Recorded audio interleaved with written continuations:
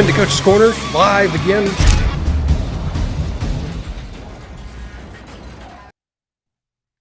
That's right. Welcome to the Coach's Corner, live Thursday edition. Thanks to some poorly planned vacation on my part, getting out of town, going to COVID Central in Florida, Disney World, the happiest place on earth, where I am still dead tired and dead broke. Good way to start your week. Jonathan, how are you doing? Feels like forever since I've seen you. I'm a little disappointed. Where where's the rendition of It's a Small World? Oh, I completely listen. It's all recorded. I don't have anything. Yeah, it's a small world after all. That you happy? I am. I am. I'm going to make sure that's clipped in forever. No, I'm good. I'm good. It's Thursday, which means it's almost Friday. Going into the weekend. This is always a good day, depending on how busy. If you're strategic at work, Fridays are a little light. Or if you're like me, who missed the last week of work, you're having to play a lot of catch up on a Friday. So that's going to be fun for me. But right now, we're sitting here. We got Thursday Night Football on the TV, watching the Jaguars and the Bengals. Surprisingly, the Jaguars out to a 7-0 lead at this point in time. So try not to pay too much attention to that. But we did have a game this weekend with the Titans versus the Colts. The Colts, they did win. Unfortunately, I was in Epcot while the game was going on, and I tried to watch it on YouTube TV, but there's this funny thing when you're out of network, you can't really watch. I was able to catch a little bit of it on Red Zone. I did go back and rewatch the game later and read all the Twitter blowups. And so but with reading Twitter and all the social media, if I would have not ever watched the game, if I would only listened to a few different social media pundits and personalities, I would have thought the Titans looked like the worst NFL team in the world based on and what turns out to be just one or two plays. Yeah, and look, we'll get more into offensive, defensive, but I think on Twitter on Sunday afternoon, I said Titans are playing the worst good game that I've ever seen, and I still stand by that. I think that's the most accurate depiction of what we saw Sunday afternoon. I can't say the Titans played poorly. They held a team to 30% on third down. They were able to move the ball pretty consistently. It wasn't that the Colts were stopping them very often. They kept shooting themselves in the foot, which has kind of been their how they've been playing this entire season. So ultimately, I can't say they played bad. They were the better team. I don't think that you can really question that, but there were definitely some questions that you can have for some mistakes made throughout the game. Yeah, I mean, and we'll get into it here in just a second about some of the things when it comes to Ryan Tannehill and some others. But obviously, I was following along with the game. Trying, it's difficult to follow along game when you're looking at the live play by play because you don't really get a whole lot of context. You see interception, and then Questenberry causes a fumble on the tackle, and the Colts get it back. You don't really see how it happened. That was just an odd bounce, luckily for the Colts on that play, I guess. But it's just one of those things too when.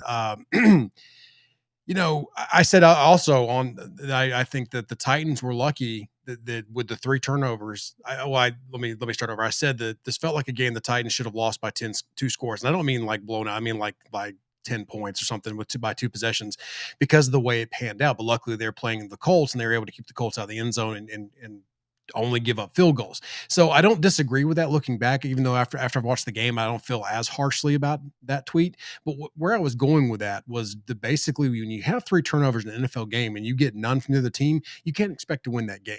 And the Colts were very inept on offense. And if those two of those touchdowns or field goals are turned into touchdowns for whatever reason, the ball bounces a little differently. The Titans might end up losing that game, or it's a lot closer, obviously, at that point. So, I mean, I don't feel bad about me saying that because you can't have a game where you have three turnovers. But all in all, you have a game where your top two receivers go out pretty early. You're already missing your top tight end target, and Ferkser, due to injuries, not out there. So, I mean, there's three of your top targets, and Josh Reynolds not active or not playing. I mean, so you've got those four for Tannehill. You're expecting him to have a bad game. And if you look at the numbers alone, you would say, okay, 3 touchdowns, 2 interceptions, only 197 yards. Maybe that's a bad game, but going back and watching it, he had so many plays. He also had 5 carries for 56 yards. Someone said that Tannehill put the team on his back, and I don't disagree with that. He made some pretty gutsy plays, staying active on his feet on some of those scrambles. Yeah, I mean, I think Tannehill has had a really sharp start to the season. Obviously, in the Cardinals game, there were some issues with the pass protection. He wasn't playing his best game, but Sure. overall, the last two games, he's been extremely sharp. There's only a handful of what I would call bad throws out there. So hard to be real critical of Tannehill. I said, in the game previously that they cannot continue to turn the ball over and still get away with victories. They are -6 on the season in turnover differential. That is not a sustainable method for success. It's kind of ironic, right? That all off season and then in the preseason, my word of the podcast has been mercurial, and really the Titans are showing to be a mercurial team. They're a team that they are executing. The protection has been much better. The defense, I know they've been giving up points in weeks 1 and 2. What did I say in each one of those weeks? I said the defense is not as bad as the points they have given up, and I think you're going to start to see that show. And sure enough, against the Colts, even with your offense turning over the ball 3 times, you give up only 16 points to a divisional opponent. It's hard to be too critical of the defense. And I think there are some schematic things that I would do differently. But yeah, I think they still play a little bit too much off coverage. But, overall, hard to be too down on this team, especially knowing that there are still some errors to clean up, because some of those turnovers that they are turnovers that, just like the big plays against Seattle, those are things that you can clean up. Those are things that you Right. can coach out. Yeah, again, with my offensive line problems, going back and watching the game, there was a couple miscues in pass protection, but I think some of that can be queued up. And again, there was an early sack early in the game where, honestly, I've kind of gone through my rules and what that could have been just on based on my knowledge. And honestly, I just think it was a good blitz design by the Colts. They caught him at the wrong time, and you can't really blame. I saw a lot of people saying that the tackle, I think it was Questenberry, should have blocked down to help. Well, you can't do that, because here's the thing with offensive line protections: everybody has to have their set rules. You can have a little bit of flow with certain positions, but you have to have the understand of where that ebb and flow is going to be and where that pass off is going to be between players, and they understand and they have that communication. But your tackles a lot of times are set in what they're going to be doing, and they don't change a lot. And that way, the running backs and whoever you're responsible for that second level or those extra defenders know where they're going to be coming and can slide down. And really, the way it turned out, it looked like the running back was chipping off the edge and released. The tight end was chipping off the edge and releasing off the other side. They called a slide over the one side of the line, picked it up beautifully. I just think that they brought it at the wrong spot based on where their call was and for their protection. If anybody was going to get it, maybe the running back breaks across, but I don't think that was the play call. So again, I can't really blame the tackle. I just kudos to the Colts. Sometimes, these NFL coaches are paid to make those calls and to be able to get you. That's what they're trying to do. Last man with what do we say all the time? The last man with the chalk on a chalkboard wins. That was just one of those situations, I think, where the Colts were able to draw something up the Titans just didn't have called in their protection scheme right there. But again, I thought the offensive line played really well. Again, Lawan, I thought, played well. Nate Davis had some great blocks and down the field. I just think overall it was a good job for this unit. They keep improving. This offense is going to keep improving. No, I mean, I think that is completely true. And you talk about in the offensive line protection on that one play, and it's one of those. Let's talk about big on big protection. And everybody says, "Oh, he should slide inside." And for generally speaking, you want to take the most dangerous guy. That you want to take the guy that's inside, but at the same time, you can't just leave a defensive end. If it's a linebacker lined up on the outside, okay, maybe you can adjust some scheme a little bit. But especially if it's a true big man out there, you don't want a true defensive end coming around the corner matched up one-on-one with either a tight end or, in this case, a running back. And that's just something that's just a recipe for disaster there. So that's where I do agree with you. I think it was a well-designed blitz. And sometimes, the defense, and the Colts are a good defense, they're just going to win some plays. Sure. Now, you generally don't want that to be an unblocked defender on your No, and you don't quarterback. want that to be the norm for sure. You want to be able to clean that up, and then again, you've got to work on with your quarterback and center to get you into the right protection and the right calls. Because I think would have loved to have seen if they could have counted. I think they counted the right way too when you see how many defenders were to the left of the center. So I think they made the right call, and Nate Davis sliding over, and the pickup. If you watch it again, Jones passing off the one defender. We complained a couple weeks ago, or I guess it was Seattle, I think, when Nate Davis didn't take that pickup and didn't recognize the passover once the nose had gone over. This time, Jones recognized the nose had gone over away from his gap responsibility and his pass protection, picked up that linebacker on the front side perfectly. And so I can't really fault them. They were perfect in what they had called. I just think that, again, kudos to the Colts there. They caught them, and hopefully the Titans will be able to recognize that set and be able to anticipate that blitz at that point. Yeah, so Probably the biggest takeaway from the game, and I see Tyler Westra from Facebook here, is the injury list and just the number of injuries that piled up. Especially, I do think that's something to be concerned about in a 17 game season. You got the extra game, but you're already talking about even before that. It's a marathon, not a sprint. It's a longer marathon now, so you already have these nagging injuries early on. And we always say that sometimes it's not the best team; it's the healthiest team Sure, at the end of the sure. season. You lose Rashad Weaver. That's some edge depth to have there. He's a big guy that can be a consistent rotation piece, so that one is going to hurt. But ultimately, you have to now start kind of protecting your star players with the AJ Browns, with the Julio Jones, and you don't want to hold them out just for the sake of holding them out. And I know I've seen a lot of people out there talking about, oh, this week it's the Jets. Well, they're still an NFL team. Are they a good NFL team? Absolutely not. They can still win games. It's hard to go 0 and 16. Don't be that 1 or 2 wins that a bad team picks Sure. up. And if you go in there thinking you can just sit anybody, then you could get embarrassed. Right. And, obviously we were going to get into this a little later on about the Jets and the injuries leading up to it and what maybe they should do with some of those receivers, especially. But based on that note, with the receivers, especially, AJ Brown gets taken out early of the game. Julio follows suit. And now you're relying on what are your depth pieces of receiver that you're hoping maybe are contributing 1 or 2 plays a game, not that you're relying on for big parts of the game. And, Chester Rogers had a pretty good play on that touchdown, the first touchdown from Tannehill on that inside slant, right inside the coverage, and Tannehill hit it perfectly. And sometimes you can scheme, no matter what the player is, you can scheme the route and the throw can be right on the money, and it doesn't matter who the player is. And that was one of those situations where they were able to take advantage of that. Nick Westbrook-Akeem obviously had a big catch, got his first touchdown, career NFL touchdown, but he also had the fumble later on. Again, there was a mistake earlier. One of the two interceptions from Tannehill wasn't on him. It hits the receiver directly in the chest, bounces up in the air, and the Colts get the pick.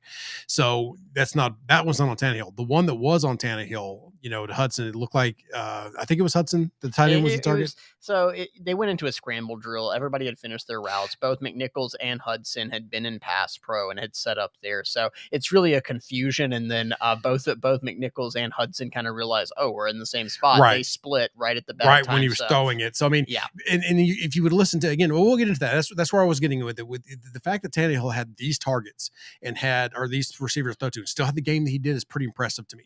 And that one interception where people were saying he should have been benched for that. And this was the worst throw, inexcusable.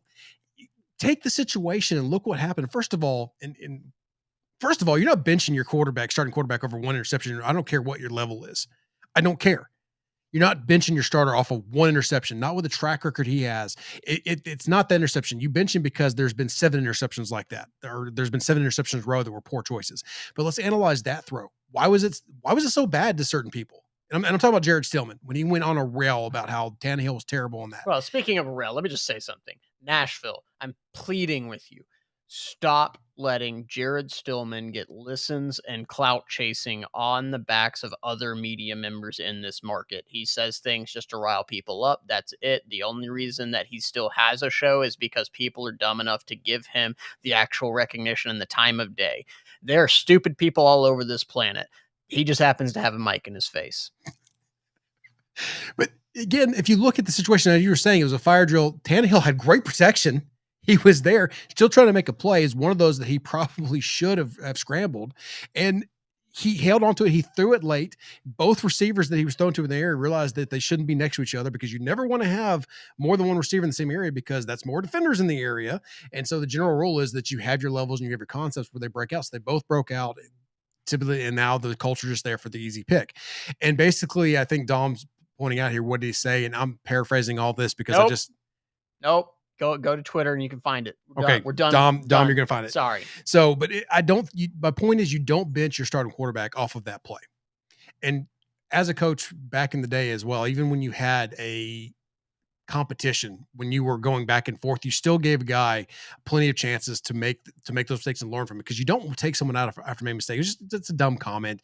It's dumb. I don't want to go into it anymore. I was going to go a little more, but I'm going to take your advice here and not give it any more life. But again, Tannehill, I thought, had a really good game. And if you listen to just certain people, you would have thought he was awful. And if you just look at the stat sheet, you would have thought he was awful. But the scrambles that he was able to pull out and the fighting for the next charge late in the game, there was, I think, a 2nd and 11 or 9. I don't remember the yardage, but he scrambles and he dives in bounds to keep the clock moving.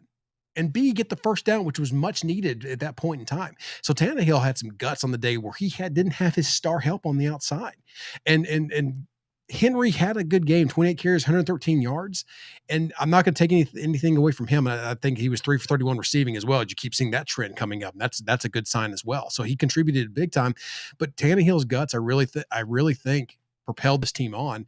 And again, this is a Mike Vrabel team. You see this time and time again where there's just no quit in them. Even when they're getting blown out, they're still fighting. You know, how many games they should have been out of, you see them claw back into. I mean, this game easily, if it was a different team with a different coach and different mindset with the 3 turnovers, easily could have lost this game to a bad Colts team. No, I completely agree. So as we look forward, we talked about the injuries. How concerned are you with that mounting injury list? You don't like it, obviously.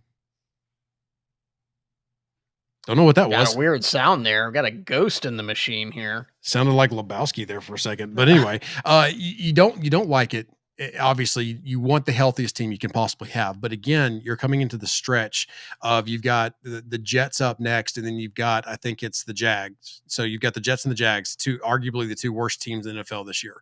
I made a joke in my Pick'em article. I'm not sure if it's published yet or not, but I made it when I was typing up that, our pickers are always going to be picking against the Jags no matter what. In the next line, I said, our pickers are always going to be picking against the Jets. Week 16 is going to be interesting when those 2 teams play, though, for our pickers, because maybe that's the first time we're going to see that the draw or the tie it takes the cake. That could end up being the battle for the number 1 pick for sure. So I mean, you got those two games coming up. So I'm hoping that a lot of these injuries, obviously Rashad Weaver, that's one that's unfortunate. He's gone for the season, but the hamstrings, the little nicks and bumps here, you're wanting to get these guys healthy for the big run, because right after that, you've got the Bills and the Chiefs at Indy, which I know what they just did against Indy, but it's at Indy this time. You don't want to mess around with let's not, it's the biggest threat to the AFC South in the Colts. I mean, there's your threat. You don't want to go 1-1 against them, especially when you're going to their house. I mean, that seems to be the case, is to go 1-1 versus the Colts, even in years when they should be better than the Colts. So you don't want to do that. So I don't like that the injuries are coming up, but Taylor Lewan having I think it was the reason they held him out of Seattle. He felt the pop, was worried. They wanted to get under imaging, so they made the call just to be safe about it. So I agree with that. And he's fine. It looks like he's fine now. He played better. Maybe he's getting some of that out of his head. Maybe that scare was enough to get out of his head. Julio had the problems last year, but again, if you read into the narrative, he only sat out because he was unhappy. So maybe they're holding him back. There was this whole load management thing. So you don't like that injuries are popping up, but it's kind of a good time in the schedule for them to pop up if you want to get guys healthy, if that's all that's going on. Yeah, I think my biggest concern, the number 1 takeaway, and once again, Tyler Westra from Facebook here. Do I think that Bud Dupree plays against the Jets? I think he probably has to give it a little bit of a go. They having a little bit of a depth problem on the edge at this point. So I think he'll probably at least be active. How many snaps he gets, I'm not sure. But my biggest concern with the overall injuries, because I do think that you see Julio and AJ sit going into this game, but you can't sit everybody on offense. And for when you look at Derrick Henry, he's kind of been the train that has kept this thing going, including Tannehill and him being sharp. But everybody knows, Derrick Henry, I think, has 25 more carries than the next running back up. So you would also like to be able to manage some of his load. And these are the kinds of games that you would hope that he wouldn't have to tote the rock 30 times. Hopefully he gets a couple 70-yard runs and he's done for the night. Yeah, but now you kind of set up that once again, his workload may have to be larger than you'd expect. And that is my biggest struggle and you may not even notice it until the end of the year, whenever he is around 400 carries. And that's the thing that I would be concerned about if I'm a Titans fan. Not, hey, are these injuries going to impact the outcomes of these next 2 games? Probably not. The Titans are a good enough team, and I do think they are good enough on defense, as we'll talk about with the Jets, to keep them in the games regardless of who's playing on offense. But I do think, especially with Darrington Evans being out, you have Jeremy McNichols. It may become the Mekhi Sargent show, but the problem there is you really don't know what you have there. Yeah. I mean, you can say you do have preseason, but you don't, because it's preseason. Real quick note, because there's one more Colts topic I want to cover before we get to the Jets, because this is a coaching based decision. There was a decision in this game that I actually agreed with, and I want to touch base on it because it did draw some ire from some people as well. But if you are joining us from Twitter, just based on my experience last night with the flex and watching them. For some reason, the Twitter chat and Restream is not connecting. And I don't know why that is. So, what we told people last night, and Patrick, I don't know if you want to go in and find the YouTube link for this. We are live on YouTube as well. You can put your comments in that chat and they will come through. So if you're on Twitter and you see and we think we're ignoring you, we're not. We don't see them because they're not coming through based on the Periscope switch or whatever. So again, Patrick, if you can find that YouTube link, I know I'm asking a lot of you on the fly here, and put that in the chat for everybody to go click on. That's on Twitter, Facebook, where we can see just fine. It's just for whatever reason Twitter's not coming through. So we're not ignoring you. Just try to make your way over to YouTube. We're broadcasting live there as well if you want to participate in the show and ask them some questions, because I know that one of our friends tonight at soccer practice told me he was going to maybe have a drink and rip into some stuff and ask some questions, and I haven't seen him yet, so maybe that's why. Just a thought. So as I teased, thank you, Patrick. Link is in the chat for YouTube. So like I teased earlier, there was a coaching decision, and I thought Mike Vrabel, much problem. Oh, hey man, chime in then. As much flack as he's caught over some of his game management decisions and some of his talking points and what he's done with some of his decisions on fourth down, his challenges, I thought that he was pretty sharp with some of that in this game. And the one I want to focus on and talk about was the 2-point conversion late in the game. They're already up 7. So you might be thinking, you kick the extra point, why not go up 8, right? Because then you're forcing the Colts to go for 2. I understand that, but you're already up 7, right? So you're already 1 score up. So in that thinking, your biggest risk is you're still going to be up 7. You're still going to be up 1 score.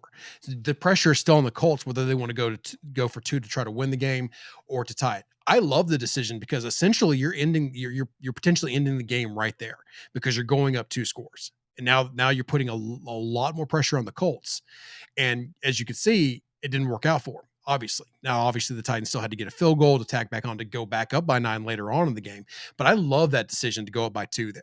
And it shows that the Vrabel is not scared to do those kind of things, because I think a lot of coaches would have gone for just the one to go up by 8, but going up for 9 there really says he's trying to step on the throat. He's trying to end it there, and I loved it. And again, in the past, as you know, Jonathan, in some of our arguments in the past or some of our discussions, I'm not always a big fan of going for 2 in those situations. I'm more of the safe person, but in that moment, when I'm watching the game, I'm like, yes, absolutely.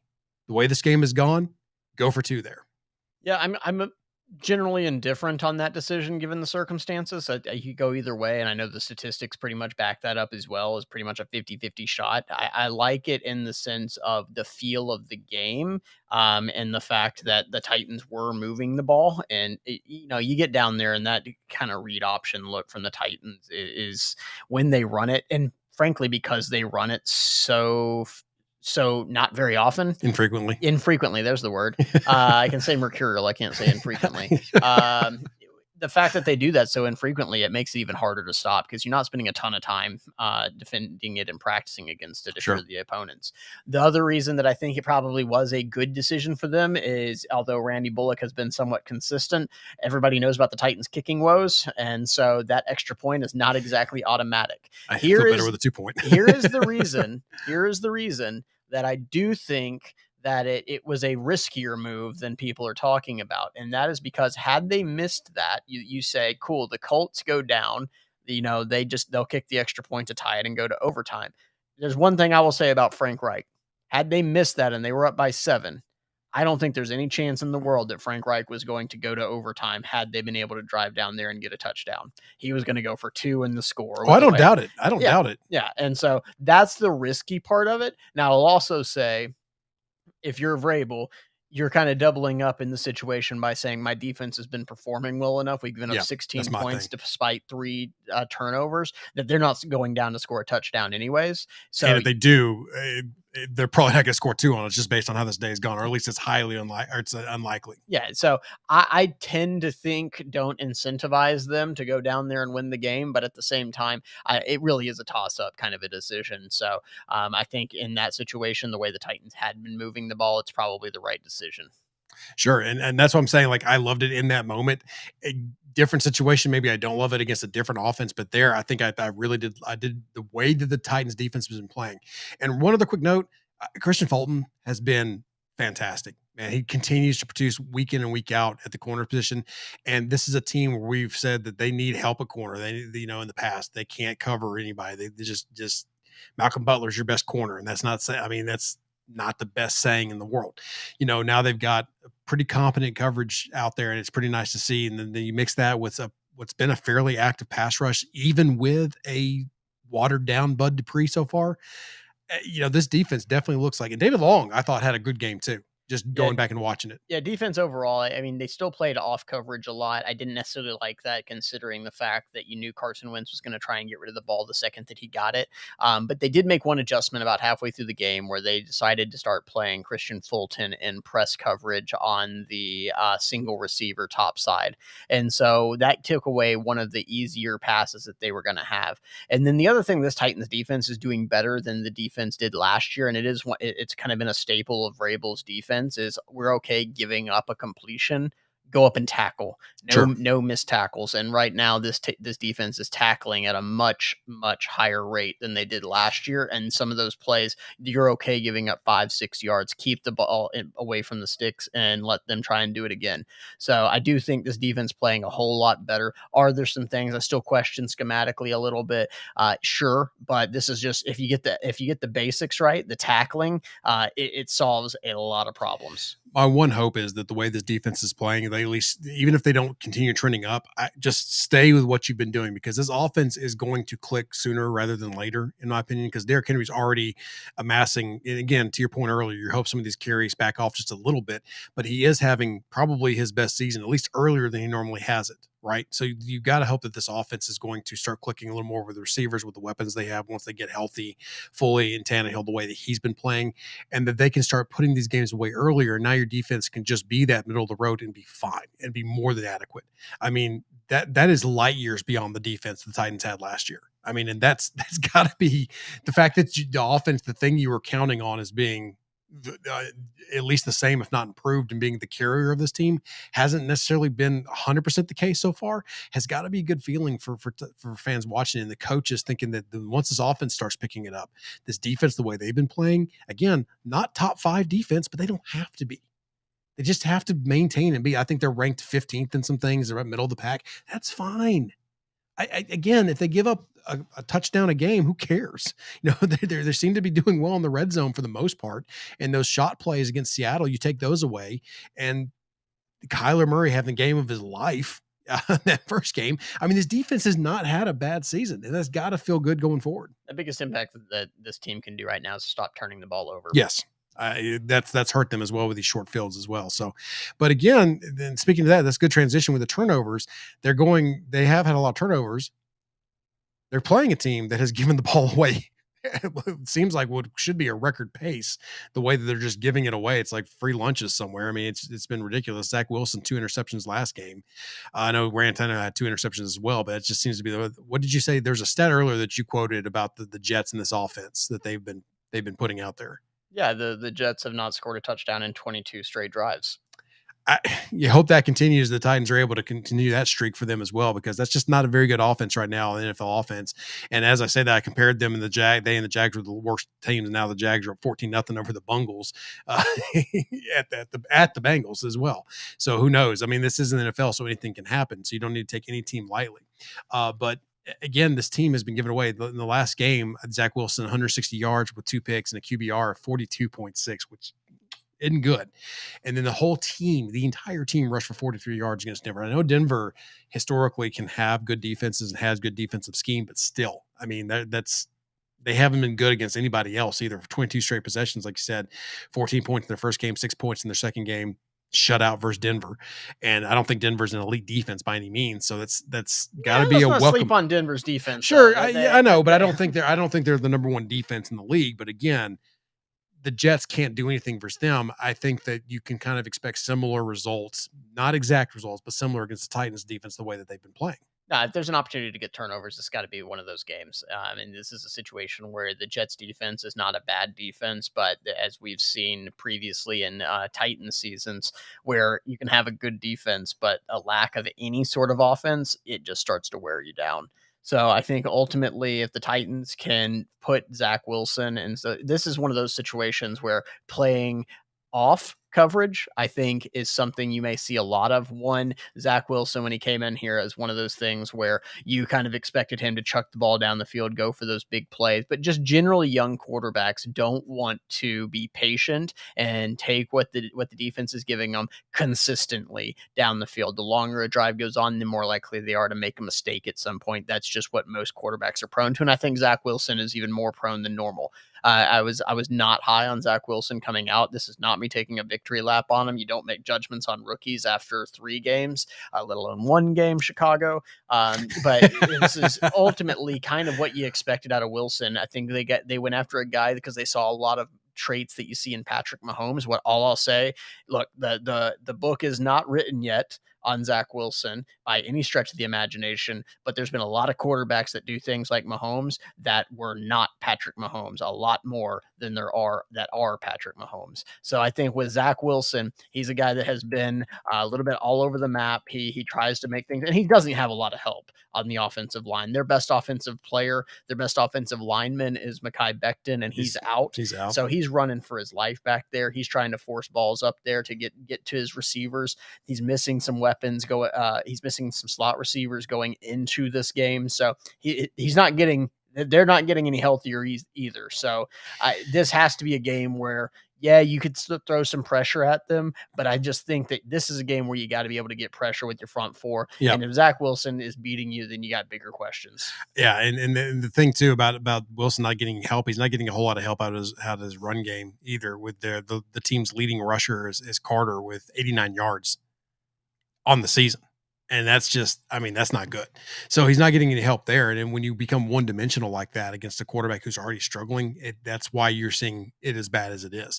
So the Titans hopefully can get that pressure, like you said. That's going to be the key thing. If they can sit back and control the run game. And they've been pretty good against the run so far this season. The Titans have, for the most part. So if they can continue that against a team that's not a good rushing NFL team as it is, and put the pressure on Wilson at that point in time, they can maybe. I would actually like to see them take some chances as well, but don't allow Wilson the early blown or the easy coverages by getting. So you still have to be smart about it. I think they can play basic, and just get some pressure with that front, like you were hinting at, and control the run gaps and just let the game come to them, because I think the Jets are going to give them some opportunities to get those turnovers and to have some quick change of field. And I think the Titans are going to get a defensive touchdown in this game, at least one. Yeah, and they very well may. I'm not impressed with what any of the offensive coordinators, other than in Game 1, have done against the Titans. Just because when you look at what the Titans, the way they line up, playing a lot of that off coverage, what that allows you to do is a lot of the blockers be able to get up to that second level automatically and uninhibited. So what that can do with a lot of these outside runs is, if I'm looking for a team to truly test the Titans defense and stay committed to that run, there's a lot of criticism coming out against Indianapolis for them not sticking to the run. Seattle absolutely did not. There's very few teams that are truly running teams in today's day and age. And so if I was the Jets and I had a young quarterback, I'm definitely going to try and I don't care who my running back is, I got to take some of that pressure off my rookie quarterback. And I'm going to continue to pound the run until the Titans prove that they can stop it consistently. They haven't been, and I'm not saying that the Titans can't, but they haven't consistently been tested in that regard. And so that's the one thing I have not really seen outside of forcing turnovers, which is a nice to have, but I don't think you have to do that to be a good defense in the NFL. So would it be nice to see that? Sure. But until the Titans truly get tested on the ground by a team that will actually commit to it, that's the biggest criticism I'd have if I was a Jets fan right now, is their inability to consistently try and stick to that run. So I don't know if this is the team that will do it. That's how I would attack the Titans until they prove they could stop it. I don't see it happening just based on how they run their offense so far, but at the same time, I agree with you.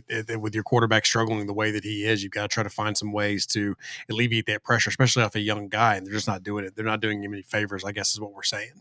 But again, let's switch back over to the Titans and how they attack this game. As far as the game plan, we kind of hint on the defensive game plan, what we'd like to see there. Maybe you can get some, I wouldn't say rest, because defense, even when you're trying to rest starters, you still see defensive starters hang on into games longer than the offensive guys. That's just the way that it is. So, but maybe the game plan, they can play it not safe, but they don't have to take the chances or something like that. But on offense, you've got a chance here, as we hinted to earlier, that you can rest some of your starters. Maybe you can hopefully get up to a lead so that you don't have to pound Henry so late into the game. You can give the ball to other running backs, other situations. Do some things there and get some guys healthy and back ready in a couple weeks, those kind of things. But again, the game plan as well, I think you can stick, I still think you have to call an NFL game plan. I don't think you can take the Jets lightly by any means. And I think that what we're saying is not that you want to go to like a preseason or a vanilla type of an offensive of game planning or calling, but again, you maybe can get some of these guys some rest or something like that. And sorry, I'm distracted because it looks like the Bengals had a turnover. I'm not sure what's happening there, but that's what the danger of having an NFL game on while you're trying to do a podcast. All right, Captain ADD, let's go. So, but again, what are your thoughts there for the offense for the Titans as they're facing the Jets? Look, I heard somebody talking Captain about ADD. how the how the Titans without their top two wide receivers have the worst receiving core in the NFL. That's an interesting statement to me because are we comparing that to you take away their top two targets and now you compare their receiving core to every other healthy receiving core? Or are you saying, oh, if we took away the top two targets on every receiving core in the NFL, then they have the worst? That's incredible knowledge of every single depth chart in the NFL. So kudos to that person if that's truly what it is. But frankly, I think that's an asinine statement. I think you're going to struggle anybody that loses their top two wide receiver targets. That said, a quarterback elevates the receivers around him in the way that Tannehill has been playing. I think they have receivers that can still move the ball, make the consistent catches. If you can get Anthony Ferkser back, I think Sure. that helps with some of that too. We talked about, yes, he plays the position tight end. He's a big bodied wide Yeah. receiver. He's a slot wide receiver out there. So I think that you get some of that weapon, some of those weapons back. But ultimately, I think they're going to pound the rock. They're going to hope that they can get a big lead and then, kind of ride it out. If they can get to a two, possibly even a three-score lead, that's when I think you start to see carries from Mekhi Sargent, guys from Jeremy McNichols, those kinds of things. But I think you come out guns blazing early on, try to get that big lead, put more pressure on the Jets rookie quarterback, and run from there. Yeah, and to Patrick in the chat here, who is the wide receiver one for the Titans, and hopefully Ferkser's back, and there's your wide receiver one, even though he's a tight end, he's not really a tight end. But I mean, there's rumors Reynolds might be back, so maybe they use him. But the way they used the receivers last week, I'm not even sure if Reynolds is your number one guy. I think it's just your number one route. I think you've got to see who's out there in position, who's going to be open, what they're going to be trying to do with their scheme. I think that all three guys need to step up out there receiver, but hopefully Ferkser's back and he helped take some of that pressure. But again, you better hope this is a game where you have to take your shots and you have to get into that middle part, whatever, because I'm not sure these receivers are your best candidates to do that based on the way that they run. Because you don't have your Julio out there who can stretch the field. You don't have AJ who can stretch the field as well. So you're hoping that you can attack the Jets defense in a different way where none of that's going to be as important for you. So hopefully Ferkser's back and that'll take a lot of the pressure off for them. And I forget the fullback's name. I'm so sorry. Torrey Carter. Is that right? It's Torrey Carter or Kari Blasingame. Which one's it going to be? You never know. But my point, I thought Carter had a pretty good game too this last one. So whichever one of those two, I like them both, and I think that that's also a player that you can utilize. You can look to utilize not necessarily the pass game, but they can be extras out there just in case, and that you can maybe go to them in a run situation as well if you're not comfortable with McNichols being your primary back. Carter's a bit more of a traditional fullback. Sure. Blasingame's a little more of an H back that can do a little bit more. But in a true blocking, fashion, Carter is that more traditional kind of guy. So I think you're going to have a mixture of wide receivers out there. I think this is probably the game that Josh Reynolds is going to be active. He may be your X. He may be your Z. I'm not sure where they'll line him up. Westbrook Akeen is probably the other one. Mm-hmm. And then I think this could be a game for Cameron Batson. I know people have been trying to cut him and everything, but this is a team that has trusted him. Tannehill trusts him. He makes the plays that they give him. He is the smallest outside receiver maybe in the NFL, but the guy plays bigger than his frame. I wouldn't be surprised to see him have a little bit of an impact on this game. Yeah, that's not a bad call. I mean, I know you're a big Batson supporter, but definitely well deserved because he has come up with some big plays in his tenure with the Titans for sure. So not going to say that the common tagline about seeing things in the future, but obviously the Titans, I don't think they're dead in the water at receiver, even with AJ and Julio out, especially against these next two teams they have coming up. Hopefully, though, that they can give them the rest they need and they can get those two back before that stretch we discussed earlier with the Bills and then the Chiefs. But again, the Chiefs haven't been the Chiefs either, as Max pointed out as well. Patrick Holmes hasn't looked like himself this year either. I'd still So, take him on my team. oh yeah, I'd still take him for sure. But right You could now, twist my arm. but right now they're not playing like the Chiefs of old. There's something going on. The AFC West is a shootout already because of how they played. They've lost to two AFC opponents already, and this last one against the Chargers. So I mean, they're not the Chiefs they were either. Now I'm saying they're not a threat because that's still going to be a brutal stretch there with those 4 games upcoming after these next 2. So Yeah, here's the real question: you taking Patrick Mahomes? You taking Justin Herbert right now for the next 10 years? this is bad for me because you know how much I love Herbert. No, but that's fine. Here's the thing: I don't even need an answer to this. The fact that that is even that close is a testament to what Justin Herbert has looked Yes. like in his first year and a half. And I think the easy answer is Patrick Mahomes, right? I mean, because what he's done so far, but at the same time, Herbert has closed that gap well over what he probably should have. But I've been very impressed with him, and I mean, again, I have been on the Herbert train for. I said I didn't need an answer. Now you're going to put it on a recording. Yes, I am. Yes, I am. But that's a good point, though. So the Titans, the Jets, score prediction time.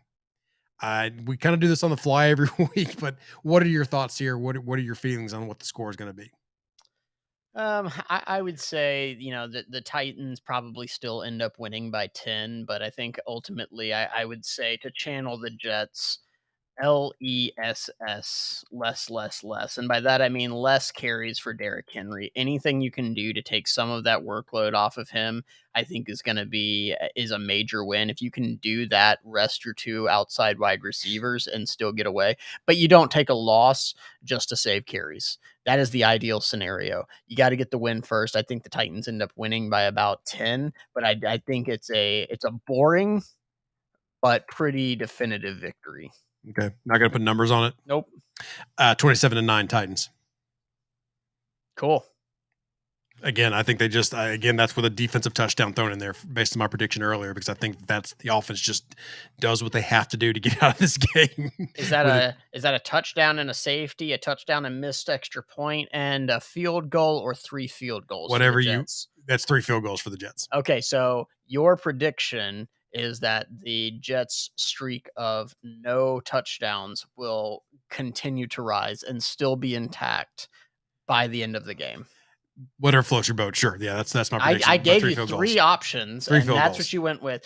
Ryan predicts there will not be a single touchdown scored by the Jets in this game. And I'm always right.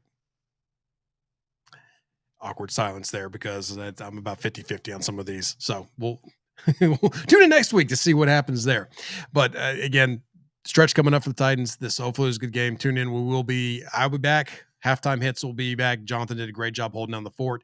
Roundtable should be back as well from us at Broadway. Hopefully we get this Restream gets this Twitter thing figured out so we can get our Twitter family back in here to chime in on some of our live streams as well. But this has been the Coach's Corner, part of Broadway Sports Network, partner 440 Sports. Go over to BroadwaySportsMedia.com. Check out all of our articles, our other podcasts. Easton Freeze has Titans 10 out there as well. I think you can find the feed on F Words Pods for now before we get over there on their Spotify and their iTunes accounts before he gets his own feed there for the Titans 10. Give that a listen as well. It's real short, gives you a brief update of some of the pressers and what was said there. So it's a good way to stay in touch with the Titans there. But until next time. Hey, Ryan. Hey. Guess what? Oh, I forgot. Guess what? What? Good guess.